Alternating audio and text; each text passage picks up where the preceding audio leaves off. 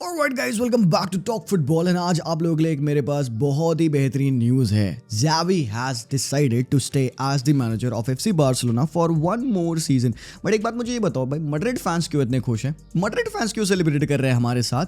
देखो, अगर आप क्वेश्चन पूछोगे कि क्या मैं खुश हूँ Xavi के स्टे करने से या नहीं, तो मैं आपको सिंपली बताने वाला हूँ कि I am very happy that Xavi is staying. And तुमको पता है कि भाई बहुत दिनों तक, काफ़ी एंड तक मैं Xavi का सपोर्टर था यार। बट एक गेम जब हमने हारा एथलेटिक बिलबाओ से यार, that point of time was like भाई डन हो गया भाई, बहुत ज़्यादा सिनेरियो खिंच चुका है, इसके बाद से we need some changes. And then विलरियल वाला गेम आता है जहाँ पे Xavi की टीम हारती है 5-3 एंड उसके बाद Xavi अनाउंस करते हैं कि Xavi लीव करेंगे।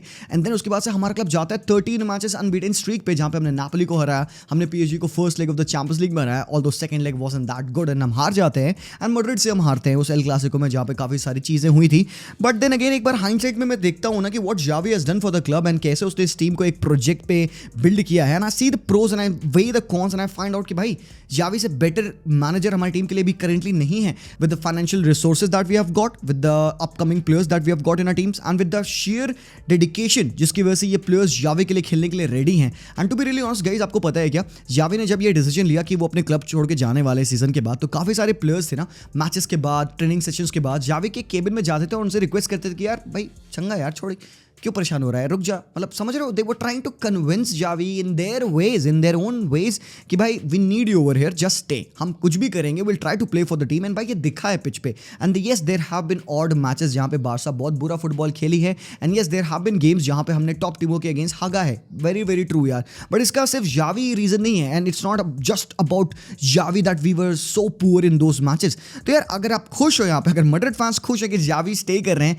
Guys I want to remind you यार कि वो मैचेस थे जहाँ पे Xavi ने रियल मैड्रिड को हराया है। रिस्पेक्टफुली मैं कह रहा हूं, 4-0 की वो विन थी, हमने आपको सुपर कोपा दे स्पानिया में हराया था, उसके बाद से कोपा डेल रे की विन थी, उसके बाद से एक ला लीगा की विन थी जहां पे फ्रांक कैसिया ने विनर मारा था। एंड यस उसके बाद से मैड्रिड ने भी अपने मैचेस जीते हैं। इस साल हमने एक क्लासिको नहीं जीता एंड भाई वो आपके फेवर में गया है। सो यार यहाँ पे बेसिकली अगर एक मॉकरी है तो I would not take that, because भाई हमारे लिए Xavi is an emotion, we respect him, we love him so much. भाई हमारे लिए क्लब के लिए लेजेंड है। And to be really honest, if he staying over here, क्यों ये सही हो रहा है, व्हाई एम आई सेइंग कि this is good for Barca? देखो पहली चीज, जो भी बार्सिलोना के टारगेट्स है ना, जैसे हांसी फ्लिक हो गया या डिजर्बी हो गया या जो भी टारगेट्स थे, बार्सिलोना उनसे अभी तक कांटेक्ट नहीं करी थी। जो एक बंदा था जिससे हम सबसे क्लोजली लिंक थे वो था Hansi Flick. And yes, does he excite me? Yes. But आपको याद है एक हांसी फ्लिक के रिगार्डिंग मैंने एक वीडियो बनाया था जहां पे I talked about the cons and why Hansi Flick को बार्सिलोना पे शायद नहीं आना चाहिए। एंड आई थिंक एक बार अगर मैं उस वीडियो को दोबारा से देखूं एंड सोचूं वो सारी बातें, तो आई फील लाइक कि यार वो बातें सही हैं। हांसी फ्लिक के आने के बाद टीम में बहुत सारे चेंजेस होंगे, प्लेइंग स्टाइल में चेंजेस होंगे। वो बंदा एक ऐसा है जो कि भाई यूथ के साथ इतना अच्छे से वर्क नहीं करता है। I am not undermining the work of Hansi Flick, but what I am trying to say is कि उसका टाइम क्लब पे आने का सही नहीं था, बिकॉज क्लब तो पहले तो एक बड़े टर्मोइल में है फाइनेंशियली।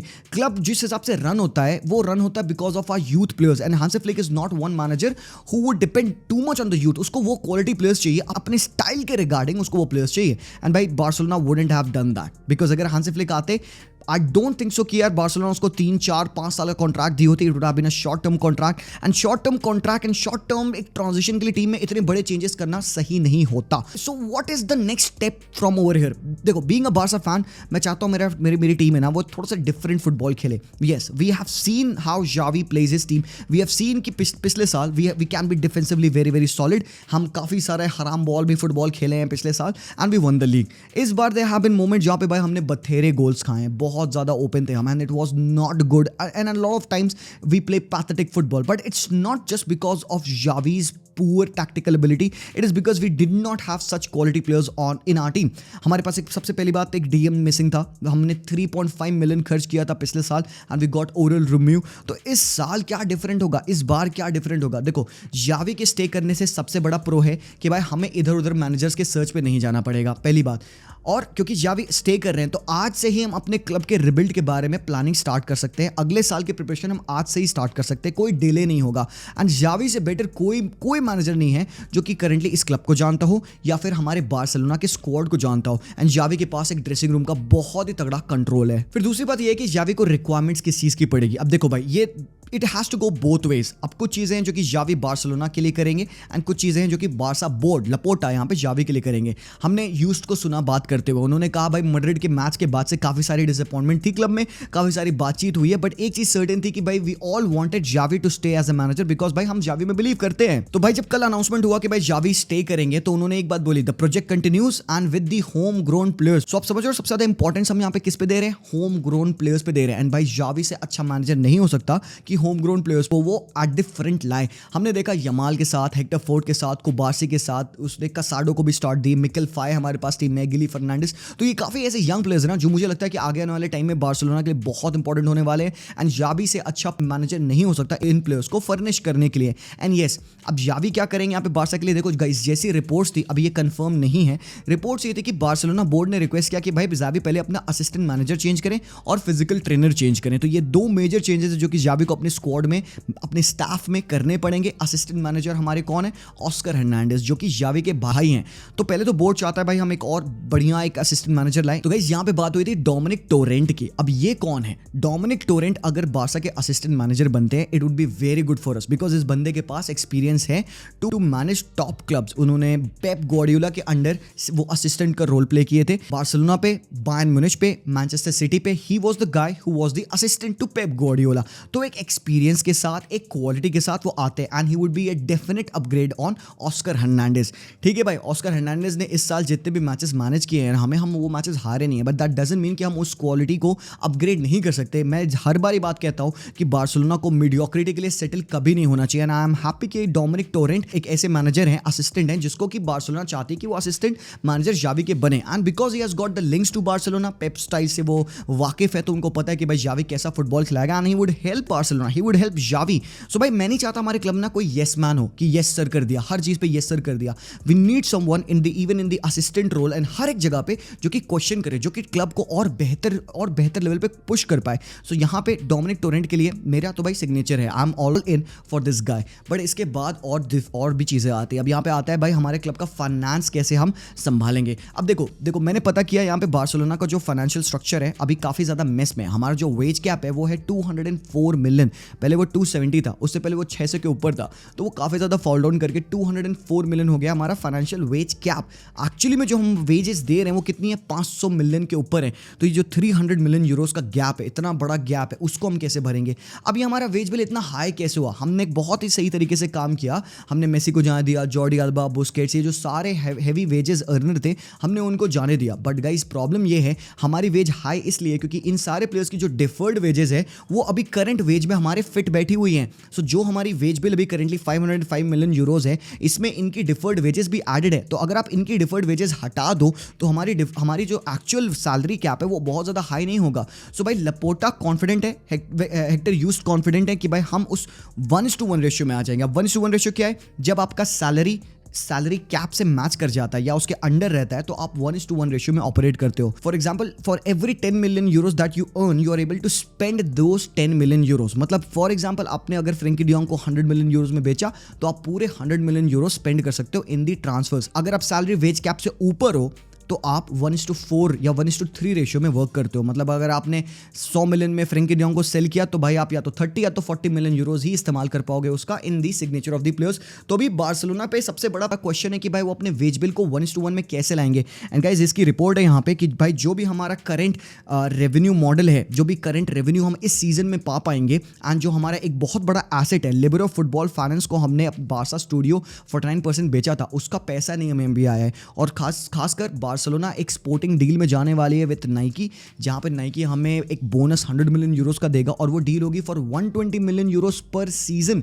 तो जो जर्सी की जो डील हो रही है वो भी बहुत ही तगड़ी हो रही है यहाँ पे। तो वो उन सारी चीज़ों को अगर हम मिला लें और कुछ प्लेयर सेल को हम यहाँ पे कंसिडर कर लें, कुछ अपने फ्रेंच प्लेयर्स हैं उन्हीं को अगर सेल हम कंसिडर कर लें तो बार्सिलोना ईजिली उस 1:1 रेशियो में आ जाएगा और हमारा जो सैलरी वेज कैप है पहले तो वो बढ़ेगा और जो एक्चुअल सैलरी है ये कम होगी। तो मतलब दोनों ही जगह से ये पुश होंगे और हम 1:1 रेशियो में आ जाएंगे। अब इसका मतलब क्या हुआ कि अगर आप अब किसी प्लेयर को साइन करना चाहो तो जो भी अमाउंट आपका डेडिकेटेड है टू द ट्रांसफर आप पूरा उसको यूज कर सकते हो।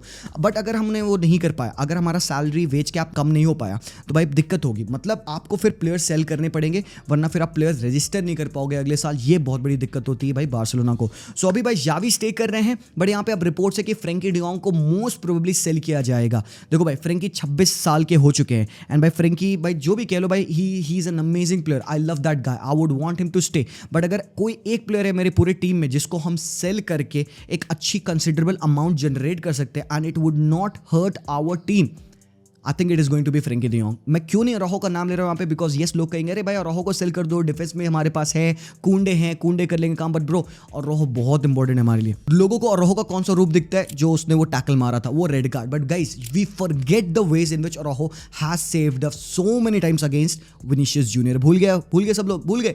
तो भाई यहाँ पे लोग क्यों टर्न कर जाते हैं अराउjo के अगेंस्ट, मुझे समझ में नहीं आता। बट गाइस यहाँ पे इन दो प्लेयर्स में से ही होगा एक बड़ा सेल। अगर होगा कुंडे, मुझे नहीं लगता सेल करना चाहिए हमें। कुंडे इस साल हमारा टॉप डिफेंडर रहा है and I don't think so भाई कोई भी पेद्री, गावी, यमाल या कुबारसी में से हम किसी को भी सेल करेंगे, नहीं पॉसिबल है। कैंसेलो को साइन मोस्ट प्रोबेबली हम नहीं करेंगे, फेलिक्स को साइन हम मोस्ट प्रोबेबली नहीं करेंगे परमानेंट में। अगर होगा ये भी तो भाई ये लोन मूवी होगा। कैंसेलो अगर हम दोबारा साइन करते हैं तो ये लोन मूवी होगा कैंसेलो का। मुझे नहीं लगता परमानेंट साइनिंग होगी इन दोनों ही प्लेयर्स की, और हमें नहीं करनी चाहिए टू बी रियली ऑनेस्ट। फाटी लोन से रिटर्न करेंगे। अगर फेलिक्स को हम नहीं भी साइन कर पाते तो फाटी स्टिल हमारे पास एक ऑप्शन रहेंगे of the bench. But guys यहाँ पे एक बहुत बड़ा क्वेश्चन है कि क्या आप खुश हो अगर फ्रेंकी डी जॉन्ग को हम सेल करें? बिकॉज फ्रेंकी डी जॉन्ग को अगर हम सेल करें और हमारा सैलरी वेज कैप 1:1 में आ जाए और हमारे पास वो जो पैसे हैं उससे हम एक प्रॉपर डीएम साइन कर ले, तो यार हमारी वो जो प्रॉब्लम है ना डीएम की, वो हम बहुत ईजिली मैनेज कर सकते हैं। आई नो दिल पे पत्थर रख के हमें फ्रेंकी को जाने देना होगा, बट गाइस उससे हमारे क्लब को बहुत बेनिफिट मिलेगा। We still have got Gundogan, we still have got Pedri जो डीप एरियाज में खेल सकते हैं। हमारे पास ऊपर गावी रहेगा, हमारे पास फर्मिन रहेगा, हम उस होल्स में रफीनिया को खिला सकते हैं। We still can work our way, but एक डीएम के विदाउट तुम्हारा क्लब नहीं चल पाएगा। अगर आपके क्लब में अगले साल कोई डीएम नहीं है तो you can't win shit, you can't win anything. तो अगर आपको सैक्रिफाइस करना भी पड़ेगा तो भाई फ्रेंकी ही एक ऐसा प्लेयर जिसको आप सैक्रिफाइस कर सकते हो। अब लेवा क्यों नहीं सेल कर सकते, ये बहुत बड़ा क्वेश्चन है। देखो गाइस हमारे पास बेंच पे कौन है, वितर रॉके 18-19 साल के प्लेयर है, मार्क यू। तुमको लगता है कि अगले साल अगर तुम लेवा को सेल कर दो और तुम्हें लगता है कि you can go and start your games with Vitor Roque up top as your striker, तो मतलब आप चाहते हो कि आपकी टीम की जो फ्रंट थ्री हो उसमें एक 16 साल का यमाल हो, एक 18 साल का वितर रॉके हो और रफीनिया हो? Bro it won't work like that, it doesn't work like that. और भाई यहाँ पे हम ज़्यादा प्रॉब्लम में आ जाएंगे बाय सेलिंग लेवा। अब देखो लेवा को सेल करना आप कब सेंस बनाएगा, इफ़ वी सेल लेवा and we get that money and we sign somebody else with that money, let's say for example Alexander Isak, ठीक है, क्योंकि रूमर्स उसके भी हैं। तो हम अगर इसाक को डालते, बंदा ऑलरेडी एक्सपीरियंस्ड है, लालिगा में खेल चुका है, प्रीमियर लीग में खेल चुका है, देन आई वुड से कि भाई ठीक है, क्योंकि इतना प्रेशर आपके यंगस्टर्स पे नहीं रहेगा, अल्टीमेटली गोल्स मारना है उन्हें। आई नो वितर रॉके के पास पोटेंशियल है, बट उसको स्लोली टीम में इंटीग्रेट करना होगा, ऐसे झोंकना नहीं है। He is not aware of the Barcelona system. क्यों हमारे यंगस्टर्स ला मासिया के अच्छा कर पाते हैं भाई? क्योंकि ये बार्सा सिस्टम से वाकिफ हैं, अवेयर हैं, इनको खेलना कैसे, इनके मूवमेंट्स प्री डिफाइंड होते हैं, भाई बचपन से वैसा खेलते आ रहे हैं। बट वितर के पास नहीं है वो सीन। वितर भाई ब्राजील में खेल लेते, तो वो अभी आए तो उनको टाइम लग रहा है अडैप्टेशन में, यानी कांट बी, यानी shouldn't be a primary striker. तो मुझे लगता है लेवा को 1 साल और हमें देना चाहिए। यहाँ पे हमारे पास और भी ट्रांसफर टारगेट्स हैं। किमिक जिनका कॉन्ट्रैक्ट 2025 में खत्म होने वाला है, तो भाई बायर्न शायद सेल करे। अगर किमिक साइन नहीं करेंगे कॉन्ट्रैक्ट तो Bayern will be forced to sell him और विद अ लेसर अमाउंट। साथ ही साथ यहाँ पे बात हो रही है बर्नार्डो सिल्वा का भी डिस्कशन कल हुआ था मीटिंग में। बर्नार्डो सिल्वा का ऑल्दो कॉन्ट्रैक्ट थोड़ा ज़्यादा 2 साल और है, 2026 तक है, बट उसका रिलीज क्लॉज 50 मिलियन यूरोज है। तो हो सकता है अगर बर्नार्डो सिल्वा प्रेशर करे, बिकॉज पेप गार्डियोला रोकता नहीं अपने प्लेयर्स को, तुमको पता है, तो अगर बर्नार्डो सिल्वा जाना चाहे तो होपफुली नॉट 50 मिलियन यूरोस, उससे कम में हम नेगोशिएट कर सकते हैं सीडी से, and we might be able to sign him. Dani Olmo की न्यूज़ आ रही थी। अब डैनी ओल्मो का कॉन्ट्रैक्ट थोड़ा लंबा है भाई, 2027 तक का है, और उसका भाई जो वैल्यू है वो 50 मिलियन यूरोज है। ओल्मो को साइन करना आसान नहीं होगा। बट देन अगेन भाई यहाँ पे काफ़ी सारी चीज़ें डिपेंड करेगी कि कैसे हम अपने बजट को 1:1 रेशियो में लाएंगे। बट भाई जावी से मैं खुश हूँ। भाई जावी ने इतने प्लेयर्स के साथ, इन टीनेजर्स के साथ ये कर दिया भाई। हमें पिछले साल बंदे ने लीग जिताई थी, इस साल हम चैंपियंस लीग में पहली बार इतने सालों में क्वार्टर फाइनल खेले, and we could have won it यार, we could have won it. अगर वो अराउjo को रेड कार्ड नहीं मिला होता, वो अगर हमने गलतियां नहीं की होती, मुझे लगता है we could have won it यार, ठीक है। तो यहाँ पे काफ़ी सारे लोग भाई सैड है कि भाई अरे जावी है वही सेम सीन होगा। भाई ऐसा नहीं है यार, जावी को मौका दो, उसको वो रिसोर्सेज दो, लेट हिम कुक। और भाई हमारा जो लेवल है अभी वो मैड्रिड से ना बहुत पीछे है। वी हैव टू रियलाइज कि 1 साल में जावी भी इस गैप को कम नहीं कर पाएगा। तो जो हम पाथवे पे हैं, जिस प्रोजेक्ट पे हैं, उसको टाइम लगेगा। तो ऐसा मत होप करना कि जावी रुक रहा है इस साल तो साला जाके अगले साल हम चैंपियंस लीग जीत जाएंगे या ला लीगा फिर से जीत जाएंगे। We need to compete in every tournament. That's what I'm trying to say. Compete हर एक टूर्नामेंट में हमें कर रहा है, and that is what Xavi will guarantee you. He would want the team to fight for every single title, for every single match, and I believe कि हमारे players वो capable है करने को. So yes guys, Xavi 1 साल और रुक रहे हैं. आपको क्या लगता है इस न्यूज़ के बारे में? Do let me know in the comment section में. मिलता हूँ आप लोगों से very soon. तब तक के लिए take care, Whiskey El Barca and peace out.